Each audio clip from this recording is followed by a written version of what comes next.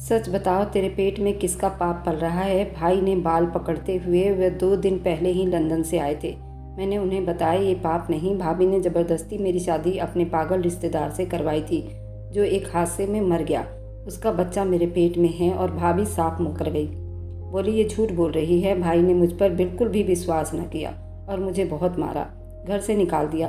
मैं नीले चेहरे के साथ सड़क पर बैठी थी और जब एक खूबसूरत सफ़ेद काले रंग की गाड़ी मेरे सामने आकर रुकी थी, अंदर से एक अमीर आदमी निकला तो मैं उसे देखकर पत्थर की हो गई थी। वह भाभी का वही रिश्तेदार था। मेरे भाई भाभी ने मेरा बाजू मोड़कर मुझे धकेलते हुए दरवाजे के बाहर निकाला तो मैं लड़खड़ा गई और जीने पर गिर गई। उन दोनों ने दरवाज़ा मेरे मुंह पर बंद कर दिया। मेरे दिल में जैसे कुछ टूट कर बिखर गया। सारा मोहल्ला जानता था कि मेरे भाई को जब गुस्सा आता है वह किसी की नहीं सुनता। आज उसने मुझे नहीं सुना, सिर्फ भाभी की बात पर विश्वास कर लिया, जिसने मेरी सच्चाई को एक शब्द में झूठा बना दिया था। मैं धीरे धीरे खड़ी हुई। मेरे पैर में मोच आ गई थी। मेरे जिस्म पर मार के निशान थे। मैं नंगे पैर ठंडी ज़मीन पर चलते हुए गली के कोने तक पहुंची। हर कदम पर डर था, मगर अंदर का जख्म इससे ज़्यादा गहरा था। मेरे पास ना कोई मोबाइल था, ना कोई दोस्त इसके पास फ़ोन करती, ना कोई रिश्तेदार था जो मुझे अपना लेता। एक वक्त था जब मैं भी इन गलियों में हंसती खेलती थी और आज मैं उन्हीं गलियों में बदनाम हो गई थी। मैं अपने घर से काफ़ी दूर आ गई थी। यहाँ एक चौराहा था जहाँ पर लेबर वगैरह अपने काम के लिए इंतज़ार करते थे। शाम का टाइम था, यहाँ पर भीड़ हो रही थी। यहाँ पर सुबह 8 बजे से लेकर 10 बजे तक लेबर यहाँ खड़ी होती थी ताकि उन्हें कोई काम पर ले जाए। उस चौक का नाम ही लेबर चौक था और वहीं सामने एक खोखा था जहाँ पान की दुकान थी। सारी रात मैंने उस पान की दुकान पर बिता दिया। वहाँ एक बेंच रखा था। पान वाला अपना खोखा बंद करके चला गया था। मैं सारी रात उस पान वाले के दुकान के सामने बैठी रही। वहाँ पर रात को काफ़ी नशेड़ी भी बैठे थे। मुझे काफ़ी डर महसूस हो रहा था, लेकिन जो मेरे साथ हुआ था उस दर्द को सोचते हुए मैं निडर हो गई थी। मैं मजबूत हो गई थी। मैं डरना नहीं चाहती थी। पान की दुकान वाले ने सुबह मुझसे पूछा, तुम कहाँ से आई हो, यहाँ क्यों बैठी हो? मैंने उस पान की दुकान वाले से झूठी कहानी सुना दी। मैंने कहा मैं गांव से शहर आ रही थी। किसी रिश्तेदार के घर रास्ते में एक औरत ने न जाने क्या खिला दिया और मेरा सारा सामान लूटकर, मोबाइल, पर्स, सब कुछ लूटकर भाग गई है। अब ना तो मेरे पास मेरा मोबाइल है और ना ही उस रिश्तेदार का एड्रेस। मैं करूं तो क्या करूं? उस पान वाले ने कहा, अच्छा फिर तुम्हारे पैरों में चोट कैसे लगी? मैंने उससे कहा, पता नहीं, मैं बेहोश थी, न जाने मेरे साथ क्या कुछ हुआ है। उसने कहा, ठीक है चलो मेरे साथ सरकारी अस्पताल में अपना इलाज करा लो। थाने में जाकर अपने गुमशुदा मोबाइल का रिपोर्ट भी लिखवा दो। मैं उसके साथ सरकारी हॉस्पिटल चली गई और वहाँ से दवाई लेकर मैंने उस पान वाले से कहा, मुझे कोई ऐसी जगह बता दो जहाँ से मुझे सुबह की काम मिल जाए और कुछ पैसों का जुगाड़ हो जाए तो मैं वापस अपने गाँव चली जाऊँगी। उसने कहा, अगर तुम्हें गाँव लौटना है तो मैं तुम्हें इतने पैसे दे दूँगा, तुम गाँव चली जाओ। मैंने उससे कहा, माफ़ी चाहती हूँ, आपने मेरी इतनी मदद की वो बहुत है, सिर्फ एक मदद और कर दीजिए, मुझे वो जगह बता दीजिए जहाँ से मुझे सुबह ही काम मिल जाए। उसने कहा, तुम्हारे शरीर में काफ़ी चोटें आई हैं, तुम गांव लौट जाओ और अपने आप को पहले ठीक करो। मैंने कहा, नहीं, गांव में भी मेरा कोई सहारा नहीं है, मुझे खुद ही कमाना है, तो मैं गांव लौटकर क्या करूँगी? बस कृपा होगी आप मुझे वो जगह बता दे जहाँ से मुझे सुबह काम मिल जाए। उसने कहा, मेरा बताना फ़र्ज़ था, बाकी तुम्हारी अपनी मर्जी है।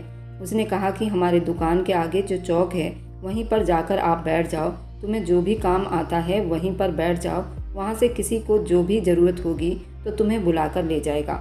मैं उसी लेबर चौक पर जाकर बैठ गई। वहाँ पर बहुत सारे मजदूर, औरत, मर्द, बूढ़े सब खड़े थे, लेकिन जो भी मालिक आता वह हट्टे कट्टे और स्वस्थ लोगों को अपने साथ ले जाता। मुझे बैठे बैठे 8 से 10:30 हो चुका था। कोई मुझे लेकर नहीं गया। मैं उसी चौक पर बैठी रही। फिर एक आदमी मोटरसाइकिल से आया। उसने कहा, तुम क्या किसी काम के लिए यहाँ बैठी हो? मैंने जल्दी से उठकर कहा, जी मैं काम के लिए ही यहाँ बैठी हूँ, लेकिन कोई मुझे लेकर नहीं गया क्योंकि मेरे शरीर पर कुछ चोटें आई हैं जिसकी वजह से शायद कोई मुझे लेकर नहीं गया। लेकिन आप यकीन मानिए मैं कोई सा भी काम कर सकती हूँ, मेरे अंदर अभी इतनी हिम्मत है। उसने कहा, क्या तुम सिलाई कर लेती हो? मैंने कहा, हाँ मैं सिलाई कर लेती हूँ। उसने कहा कि मुझे मोटर वाली मशीन चलवानी है, क्या तुम उसे चला सकती हो? मैंने कहा, हाँ मैं चला सकती हूँ, मुझे आती है मोटर वाली मशीन चलानी। वह आदमी मुझे पैर से सर तक निहारने लगा। उसने भी मुझसे पूछा था, तुम्हें इतनी सारी चोट कैसे लगी? उस आदमी को भी मैंने एक झूठी कहानी सुना दी। कल मुझे ईंट ढोने के लिए एक ठेकेदार ले गया था और वहाँ मैं सीढ़ियों पर ईंट लेकर गिर गई थी। ठेकेदार ने मुझे दवाई वगैरह दिलवा दी, लेकिन मुझे काम पर नहीं ले गया। पर मुझे काम की बहुत ज़रूरत है।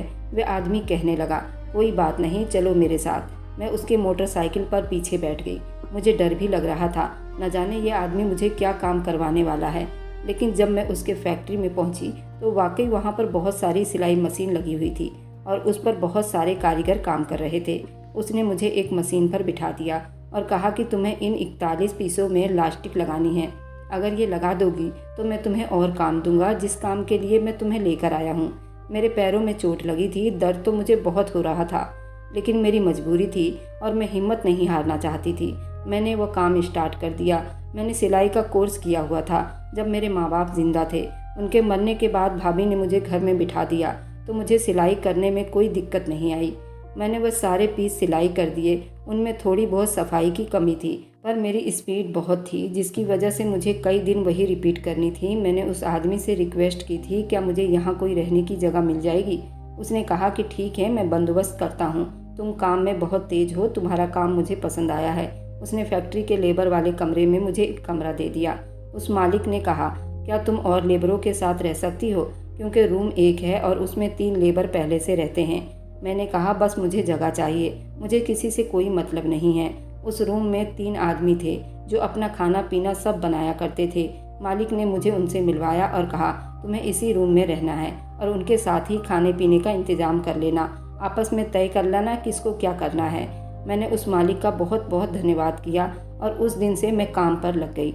जब मैं उस फैक्ट्री में पहली बार गई थी उस वक्त मेरा भूख से बुरा हाल था, क्योंकि मुझे 24 घंटे हो गए थे खाना खाए। जब दोपहर में सब अपना लंच खाने लगे, मैं अपने काम में बिजी थी। वहाँ का ठेकेदार राउंड पर आया था। उसने कहा, तुम इतनी जख्मी हो और काम कर रही हो, क्या तुम लंच नहीं करोगी? मैंने कहा कि मेरे पास कोई लंच नहीं है और मुझे काम करना है। शाम को जब पैसे मिलेंगे तो मैं खा लूँगी। उस ठेकेदार ने कहा, कोई बात नहीं, आज लंच नहीं लाई तो तुम मेरे लंच से खाना खा सकती हो, क्योंकि आज मेरा खाने का मूड नहीं है। मेरे मनपसंद की सब्जी नहीं बनी, तुम उसी को खा लो। उस ठेकेदार का खाना मैं 24 घंटे के बाद खा रही थी। मुझे बहुत ही स्वादिष्ट लगी थी। उस लंच में 6 रोटी, दही और घी की सब्जी थी। मुझे तो वो बहुत स्वादिष्ट लगा था, शायद मुझे भूख लगी थी इसलिए। उसके बाद मालिक ने मेरा शाम को वहाँ रहने का इंतज़ाम कर दिया था। शाम को मेरी मजदूरी मुझे 250 रुपये मिले थे, तो मैंने उन लेबरों के साथ मिलकर अपने खाने का इंतज़ाम किया। उसके बाद मैं महीनों काम करती रही, लगन से, मेहनत से। मैं पीछे सब कुछ भूल गई थी, मैं क्या थी और कहाँ से आई थी। अब मैं अपने अंदर इतनी हिम्मत रखती थी, सामने कोई भी आता तो मैं डटकर मुकाबला कर सकती थी, क्योंकि मैं अब डरी हुई औरत नहीं थी और ना अब मैं किसी के टुकड़ों पर पल रही थी। मैं खुद मेहनत कर रही थी। मैं जब भी मोबाइल पर आचार्य जी की वीडियो देखा करती थी तो उनसे मुझे बहुत हौसला मिला करता था, पर मैं अपने घर में सिर्फ उसी डर में बिताती थी, कभी हिम्मत नहीं की थी। लोगों का, समाज का, सबका डर अंदर लेकर न जाने कितना कमज़ोर हो गई थी। मैंने अपने आप को बहुत कमज़ोर बना लिया था और जब मेरे साथ ये सब हुआ तो कोई समाज मेरे सामने नहीं आया और ना ही कोई रिश्तेदार मेरे किरदार को ठीक करने आया। और फिर भी मैं उसी समाज और रिश्तेदार से डरकर एक कमज़ोर औरत बन गई थी। लेकिन आज मैं एक बहुत ही बलवान औरत बन रही थी। मेरे रूम में मेरे साथ जो लड़के रहते थे, लड़के नहीं कहूँगी, वे अपने बीवी बच्चे को छोड़कर यहाँ परदेश में कमाने आए थे। वे लड़के मुझे सलाह दिया करते थे, तुम एक औरत हो, किसी से शादी करके तुम अपना घर बसा लो। मैं उनसे कहती, ताकि फिर मैं उसी नर्क में चली जाऊं जहां से निकलकर मैंने अपने आप की पहचान बनाई है। मैं एक औरत हूं और मजबूत बनना चाहती हूं, किसी के सहारे की मुझे कोई ज़रूरत नहीं। वे चुप हो जाते।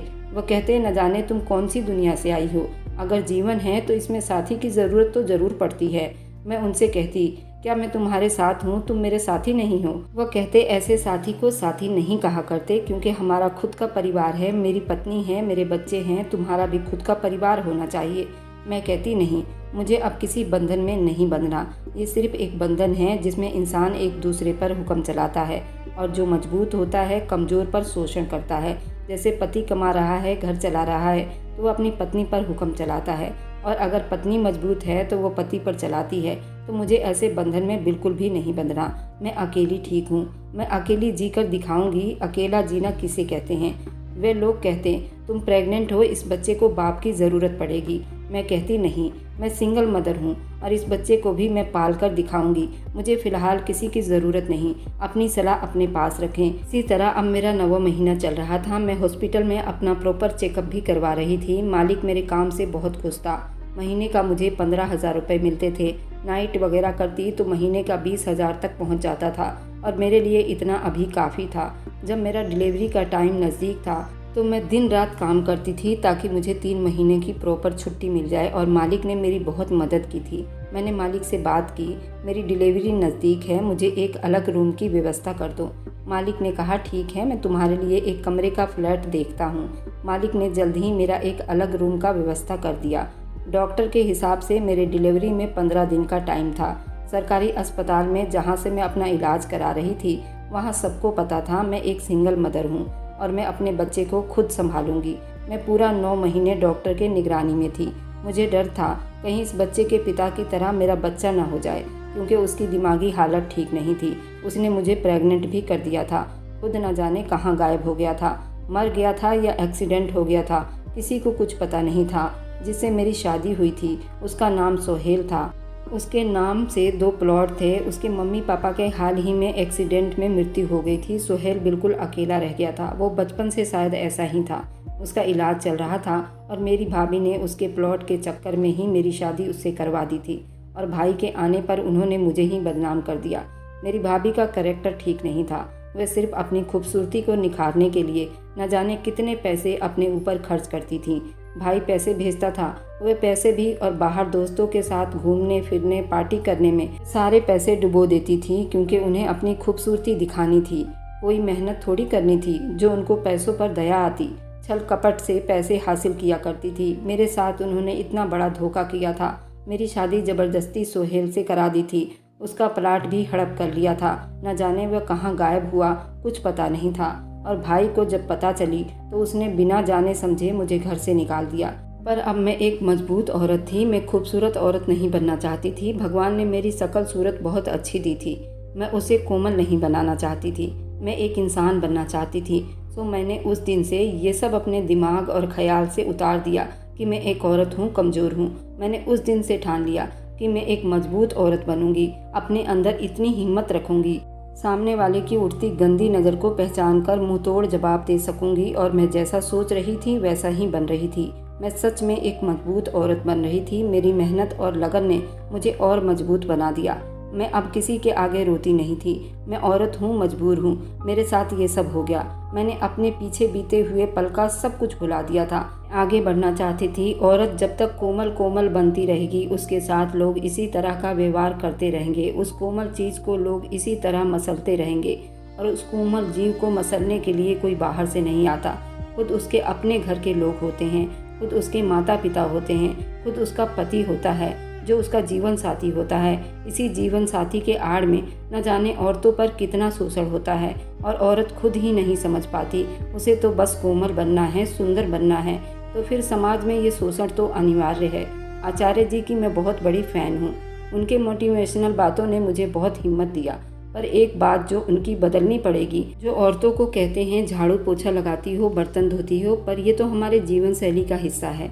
अगर साफ सुथरा घर को रखेंगे, खुद को साफ रखेंगे, हम स्वस्थ भी रहेंगे। आप उन औरतों की बातें करते हैं जो 50,000 रुपये कमाती हों।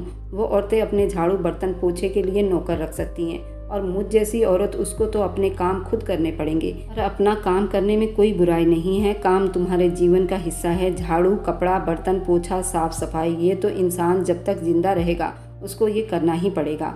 हाँ, उसके पास पैसे हैं, वह किसी से करवा सकता है और हम जैसे इंसान को ये सब कुछ करना पड़ेगा और अपने जीवन को आगे बढ़ाना पड़ेगा। मेरी डिलीवरी होनी थी और आज मैं हॉस्पिटल में आई थी। मुझे सुबह से ही दर्द महसूस हो रहा था, इसलिए मैं अपने चेकअप के लिए हॉस्पिटल आई थी। डॉक्टर ने मुझे एडमिट कर लिया और कहा कि तुम्हारा बच्चा शायद इस दुनिया में आने वाला है।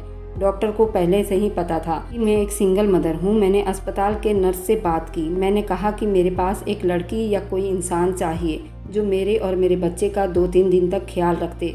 उस नर्स ने कहा ठीक है, मैं इंतज़ाम कर देती हूँ। उसने एक लड़की का इंतज़ाम किया जो शायद शादीशुदा थी। मैंने एक बेटे को जन्म दिया था। डॉक्टर के हिसाब से बच्चा बिल्कुल नॉर्मल था। उसकी दिमागी हालत और हाथ पैर सब कुछ ठीक थे। मेरा बच्चा बहुत खूबसूरत पैदा हुआ था। बच्चे तो सारे ही खूबसूरत पैदा होते हैं। मैं 2-3 दिन के बाद डिस्चार्ज हो गई।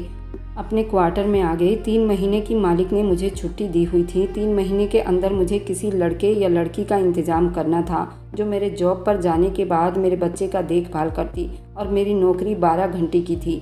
12 घंटे के लिए मुझे कोई चाहिए था जो मेरे बच्चे का देखभाल करे। अब समस्या ये थी, 20,000 तो मुझे तनख्वाह मिलती थी और किसी आया को रखने के लिए मुझे पूरे 15,000 रुपये देने थे। अब यहाँ मुझे पैसों की प्रॉब्लम हो गई थी। मुझे उस मकान का किराया भी देना था, खुद के लिए और बच्चे के लिए खर्च भी निकालना था। अब मेरी असल ज़िंदगी शुरू हो गई थी जिसमें मैंने बहुत संघर्ष किया था। ये कह देना और लिख देना बहुत आसान है, जब इस ज़िंदगी को जीते हैं उसी को पता है वो कैसे ये सब संभालता है। मैं रात में यहाँ आस पड़ोस के भी कपड़े सिया करती थी, उससे भी मेरे पैसे बन जाते थे। मैं इसी तरह अपना गुजारा कर रही थी। उस फैक्ट्री का मालिक मुझे बहुत अच्छा मिला था। वह किसी चीज़ के लिए मुझे कभी मना नहीं करता था। कभी मैं एडवांस ले लेती, उसके लिए भी कभी मना नहीं करता था। अब वो मेरी असल कहानी भी जान चुका था और मेरी हिम्मत और मेहनत को देखकर वह बहुत ही खुश रहता था।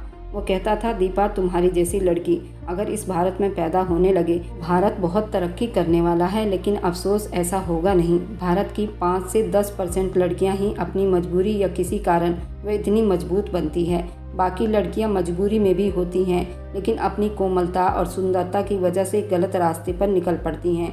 वे अपनी कम अकली और कामचोरी की वजह से दे धंधा में चली जाती हैं। उन्हें ये आसान लगता है। ऐसी औरतें अपने आप को ही गुलाम बनाती हैं। वो चाहे कितने भी पैसे कमा ले, लेकिन वह अपने नज़रों में ही गिरी रहती हैं। और ऐसी औरतें तो मेरी नज़रों में भी कोई मकाम नहीं रखती, जो अपनी कोमलता और खूबसूरती का गलत इस्तेमाल करती हैं। मैं इसी तरह मेहनत कर रही थी। मुझे कोई मर्द जात से नफरत नहीं थी, लेकिन मैं चाहती थी मुझे कोई मेरे काम से जाने। अगर मेरे साथ कोई मेरा साथी बने तो वो मेरी देह के लिए नहीं, ना ही मेरी खूबसूरती देखकर। वह ये सब छोड़कर बिना मोह के मेरे साथ आए तो ऐसे आदमी को मैं अपने जीवन में ला सकती हूँ, अपना दोस्त बना सकती हूँ।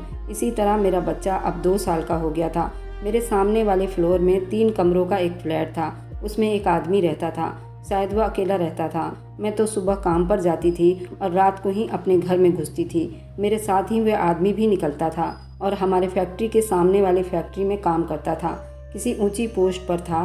कई बार उसने मुझे लिफ्ट दी थी। रात को जब मैं नाइट लगाकर बाहर निकलती तो वह भी अपने घर जा रहा होता। इस तरह हम दोनों की जान पहचान हो गई थी और हमारा घर भी आमने सामने था, तो मुझे घर तक लिफ्ट दे देता था। मेरा दोस्त बन चुका था। उसकी पत्नी भी शायद कुछ साल पहले उसे डिवोर्स देकर चली गई थी। मैंने उसके लाइफ पार्टनर के बारे में कभी कुछ नहीं पूछा था, क्योंकि मुझे इस चीज़ में कोई इंटरेस्ट नहीं था। हाँ, मैंने उसके काम के बारे में ज़रूर पूछा था। तो उसने कहा, तुम्हारे फैक्ट्री के सामने वाले लेदर फैक्ट्री में मैं मैनेजर हूँ और वहाँ पर लेदर की सिलाई की जाती है, जो कि बैग, कोट यह सब होता है। मैं उस फैक्ट्री को पूरा हैंडल करता हूँ। उसका मालिक विदेश में रहता है। मैंने उस फैक्ट्री की वर्कर की तनख्वाह पूछी थी। उसने बताया कि यहाँ पर किसी भी वर्कर की 30,000 रुपये से नीचे सैलरी नहीं है और उस फैक्ट्री में जितनी मेहनत करती थी उस हिसाब से उसमें पैसे बहुत कम थे। मैंने प्रकाश से कहा, अगर तुम्हारे फैक्ट्री में किसी वर्कर की कमी हो तो मुझे बता देना, क्योंकि इस कपड़े वाली फैक्ट्री में मुझे सैलरी कम मिलती है और मेरे खर्चे के हिसाब से ये पैसे बहुत कम होते हैं। प्रकाश ने कहा, ठीक है, मैं ज़रूर बताऊंगा।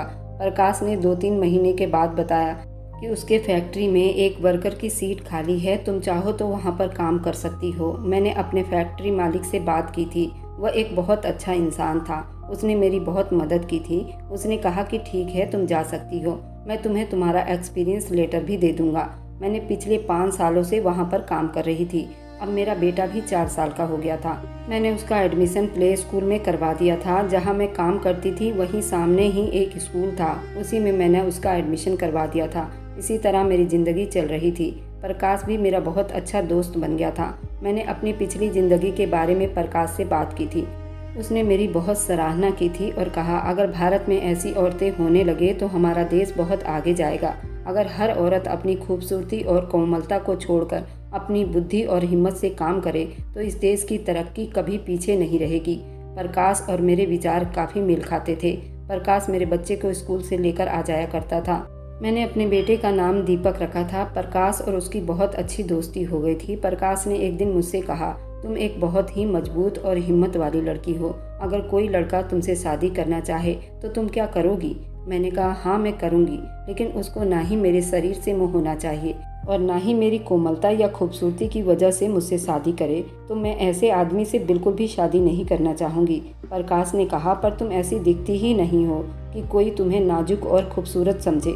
तुम तो शक्ल से ही हिम्मत वाली और साहस वाली लड़की दिखाई देती हो। ना ही तुम ऐसे कपड़े पहनती हो जिससे तुम्हारा नाजुक शरीर बाहर दिखे, और ना ही तुम कोई मेकअप करती हो। तुम तो बिल्कुल नॉर्मल हो।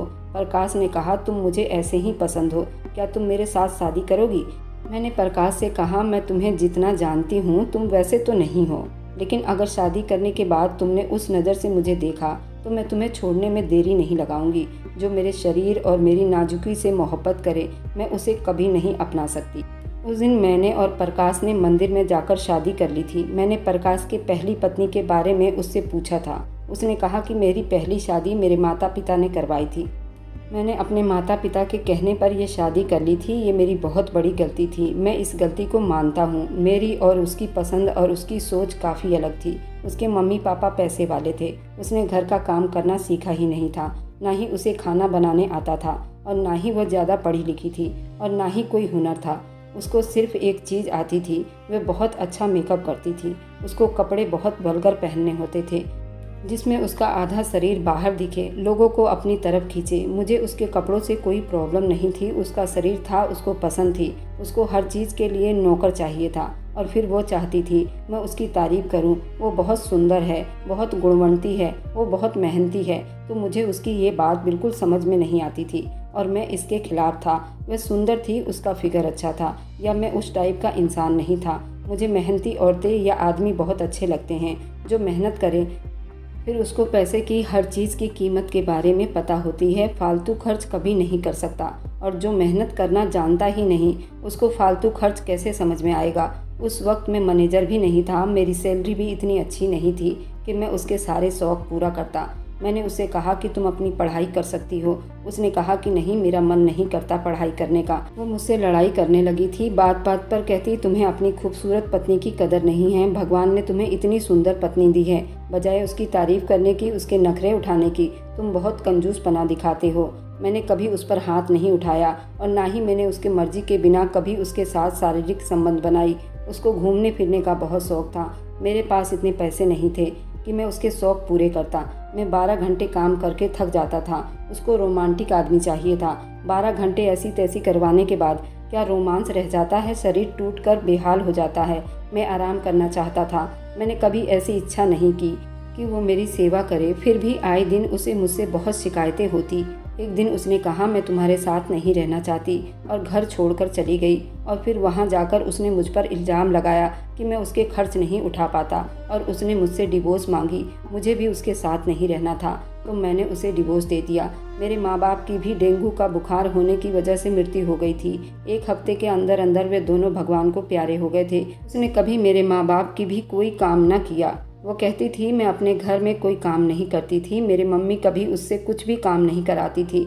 मैंने उससे शादी बिल्कुल साधारण तरीके से की थी। ना ही कोई दहेज था, ना ही कोई सामान था। मैं दहेज के बिल्कुल खिलाफ था। मेरी एक बहन इसी दहेज की वजह से मारी गई थी। मुझे दहेज के नाम से ही बहुत नफरत थी। मेरे पापा फौज में थे, वह रिटायर्ड थे। गांव में भी कुछ ज़मीनें थी, जिसकी वजह से उसके माँ बाप ने उसकी शादी मुझसे करवाई थी।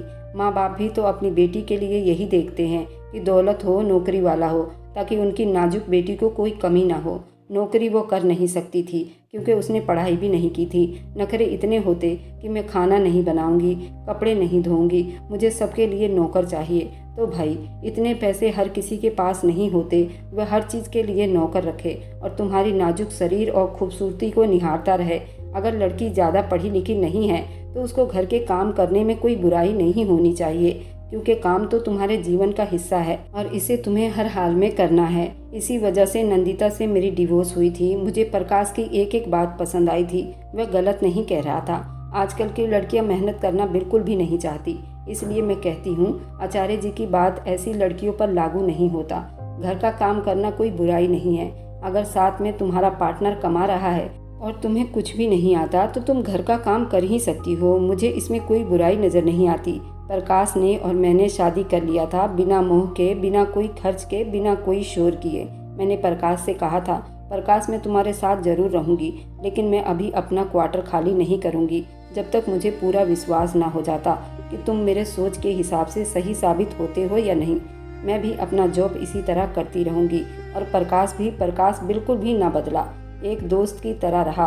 वो बिल्कुल भी ना बदला, जैसे पहले था अब भी ऐसे ही था। प्रकाश रात को मेरे पास चला आता, हम देर रात तक अपने काम की, अपने हर चीज़ की बातें शेयर करते। और जब प्रकाश की मेरी चाहत होती या मुझे प्रकाश की चाहत होती तो हम एक दूसरे को अपना शरीर भी देते। और मुझे जरा भी प्रकाश बदलता हुआ दिखाई ना दिया था। एक दिन उसने कहा, दीपा तुम्हें यहाँ मकान का किराया भी भरना पड़ता है, ऐसा करो तुम मेरे साथ मेरे रूम में रहो। यहाँ जो किराया भरती हो उस किराए को अपने अकाउंट में जमा करना, तुम्हारे पैसे सेव हो जाएंगे और नौकरानी का खर्चा भी बचेगा, तो हम दोनों आपस में मैनेज कर लेंगे। मुझे प्रकाश की बात पर बहुत अच्छी लगी। मैंने अपना क्वार्टर खाली कर दिया। अब मैं प्रकाश के साथ प्रकाश के रूम में रहने लगी। प्रकाश अभी भी वैसा ही था, बिल्कुल भी नहीं बदला था। ना ही वो मेरे पैसों की कभी खोज करता था और ना ही मैंने प्रकाश के पैसों के बारे में कभी पूछा था। हम अपने अपने पैसे कमा रहे थे और अपना सेव कर रहे थे और कभी एक दूसरे में झगड़ा ना हुआ। मेरा बेटा भी बड़ा हो रहा था। एक दिन अचानक मुझसे मेरा भाई टकरा गया। मैं अपने बेटे के साथ पार्क आई थी, प्रकाश भी मेरे साथ था। भाई पार्क के बेंच पर लेटा हुआ था, बहुत बूढ़ा दिखाई दे रहा था। उसने मुझे पहचाना नहीं, लेकिन मैं उसे अच्छी तरह से पहचान गई थी। उसकी पत्नी मुझे उसके साथ दिखाई ना दे रही थी। मैं उसके करीब चली गई और जब उसके बारे में पूछने लगी तो वह रो पड़ा था। वो मुझे देखकर बहुत भावुक हुआ था और अपनी गलतियों की माफ़ी मुझसे मांग रहा था। उसने कहा कि तेरी भाभी मुझे छोड़कर जा चुकी है, मुझे पूरी तरह बर्बाद कर चुकी है। मेरा मकान, सब कुछ उसने बेचकर न जाने किसके साथ फरार हो गई है। जब मुझे तुम्हारे असलियत के बारे में पता चली थी, मैंने उसको रोकना टोकना शुरू कर दिया था कि तुम्हारा करैक्टर अच्छा नहीं है। मैं अपने हाथ में सब पैसे रखने लगा था। मैं विदेश जाना भी कैंसिल कर चुका था, यहीं पर जॉब करने लगा था। अब उसे बाहर घूमना फिरना बहुत दुश्वारी हो रही थी। एक दिन उसने प्लान बनाया, मुझे नशे की दवाई खिलाकर न जाने कितने दिन मुझे बेहोश रखा। उस बीच उसने घर मकान सब कुछ बेच दिया था और यहाँ से फरार हो गई। कहाँ गई कुछ पता नहीं। जब तुम्हारी शादी की सच्चाई पता चली तब मैंने उस लड़के की खोज निकाली। वह लड़का मरा नहीं है, किसी पागल खाने में है। उस दिन के बाद से तुम्हें हर जगह तलाश किया, लेकिन तुम मुझे कहीं ना मिली। मैं रोज़ तुम्हारे लिए रोता हूँ, जॉब करता हूँ और एक किराए के मकान में रहता हूँ और खाली टाइम में ऐसी जगह पर जाता हूँ कहीं मेरी बहन दिखाई दे दे।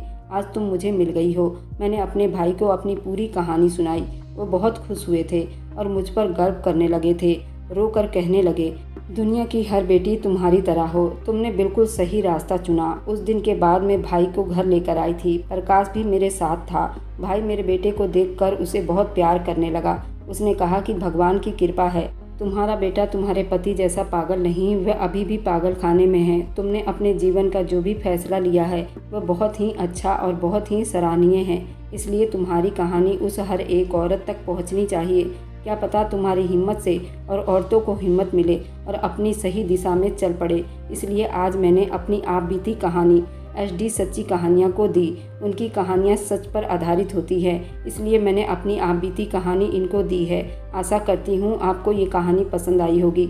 अगर मेरी कोई बात आप लोगों के दिल को ठेस पहुँचाए तो मैं माफ़ी चाहती हूँ। मुझे किसी के दिल को ठेस नहीं पहुँचाना। सबकी अपनी ज़िंदगी है और अपनी सोच है। और मेरी वीडियो आप लोग जहाँ कहीं से भी देखते हैं, कमेंट में अपने शहर और राज्य का नाम ज़रूर बताइए। मुझे आप लोगों के कमेंट पढ़ने में बहुत आनंद आता है और उन सभी का मैं बहुत बहुत धन्यवाद करना चाहती हूँ जो लोग मेरी वीडियो को देखते हैं, लाइक करते हैं और शेयर करते हैं। अगर आपको आज की कहानी पसंद आई है तो वीडियो को ज़रूर लाइक कीजिएगा और अपने दोस्तों के साथ शेयर भी कीजिएगा। और हाँ, अगर आपने अभी तक हमारे चैनल को सब्सक्राइब नहीं किया है तो ज़रूर सब्सक्राइब कर लें। मिलते हैं हम अपनी कल की एक और नई दिलचस्प कहानी के साथ। मुझ पर सदा अपना प्यार और स्नेह बनाए रखें। सभी को मेरा प्यार भरा नमस्कार दोस्तों। खुश रहें, स्वस्थ रहें, मस्त रहें।